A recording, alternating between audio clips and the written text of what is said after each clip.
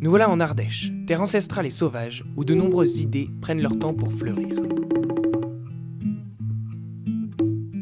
Nous nous rendons à Chassier, petit village de caractère, pour rencontrer Marie-Dominique. Ancienne enseignante, elle partage désormais son amour du jardin.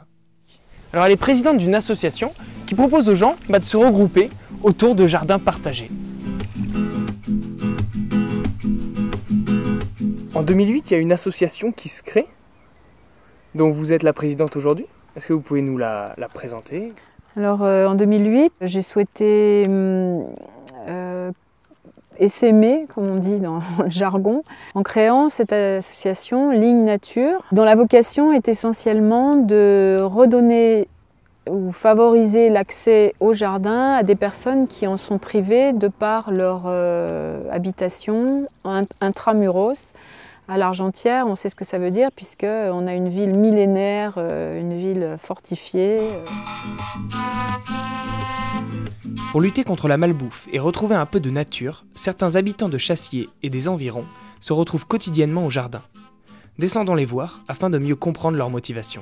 Ouais, vous allez voir un panel là où il y a à la fois un ancien terrain maraîcher qui a été reconverti en terrain de pétanque, un petit bout de faille qui est un jardin de repos, je dirais. Puis il y a des jardins plus productifs. Le concept du jardin partagé, c'est donc en disposant d'un terrain suffisamment grand, de pouvoir ensuite le diviser, l'attribuer selon la composition des familles de célibataires à familles nombreuses, en passant par personnes âgées, où chacun selon sa spécificité peut avoir accès. Alors, amateur ou amateur éclairé ou tout débutant, la notion de partage s'étend aussi à partager ses connaissances, ses techniques.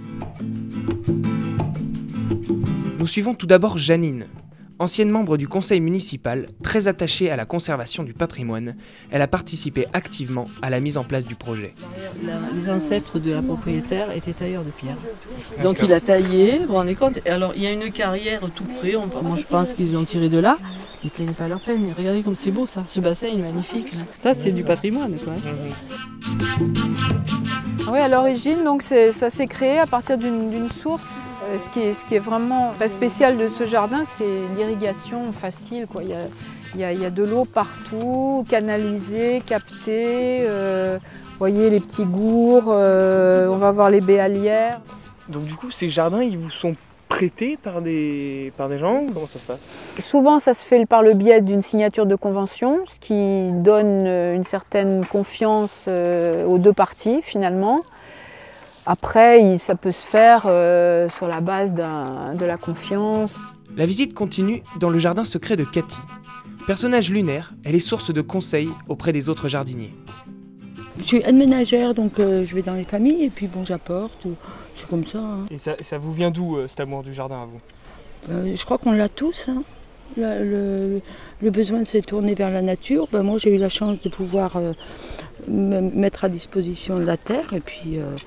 Mais je pense que c'est quand même quelque chose qui nous est propre à tous. La terre, c'est quand même l'essence dont on a été tiré.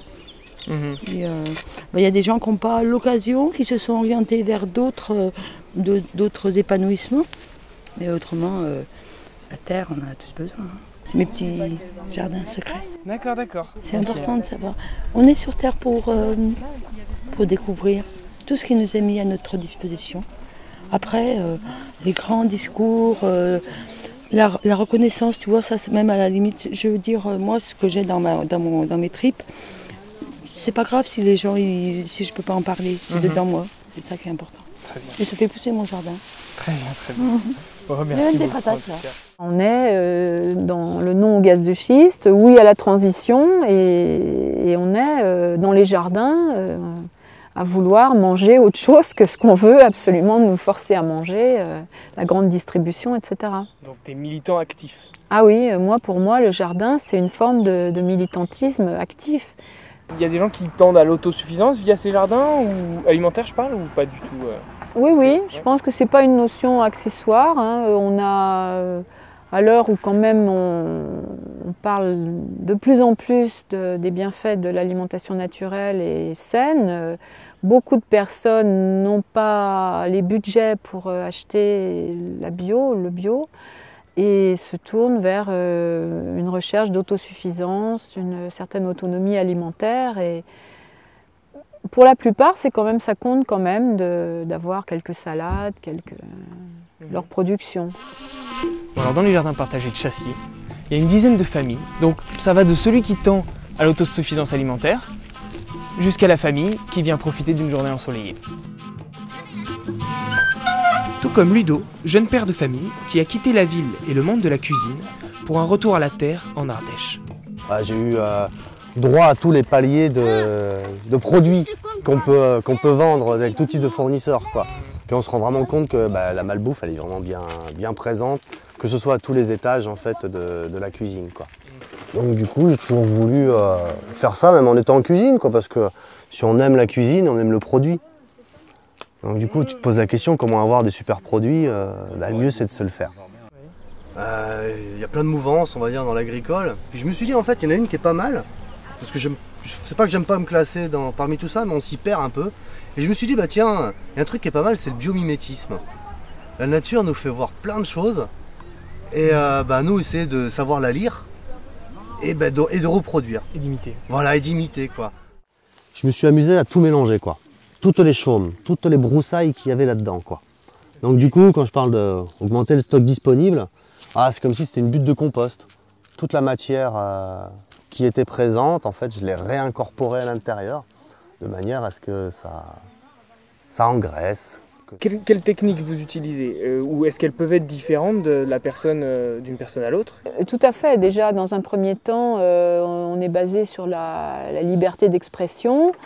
Néanmoins, encadré par une charte de bonnes pratiques. Donc, tout candidat au jardin se doit de prendre connaissance de la charte du jardinier, où bien sûr il est stipulé les bonnes pratiques de conservation de la nature, de respect de la nature, d'utilisation ou de non-utilisation de certains produits, etc.